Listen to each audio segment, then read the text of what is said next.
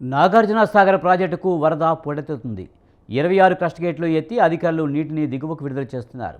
Inflow 4,85,297 ఉండగా outflow 4,74,409 క్యూసెక్కులుగా ఉంది. మొదటి ప్రమాద హెచ్చరిక జారీ చేశారు. దిగువన ఉన్న ప్రజలు అప్రమత్తంగా ఉండాలని హెచ్చరించారు అధికారులు.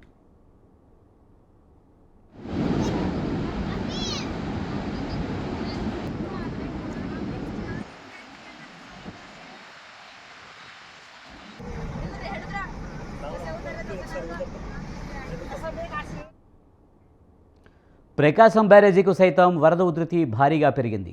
ఇన్ఫ్లో 5,04,969 ఉండగా 4,93,822 క్యూసెక్కులుగా ఉంది. దీంతో మొదటి ప్రమాద హెచ్చరికలు జారీ చేశారు.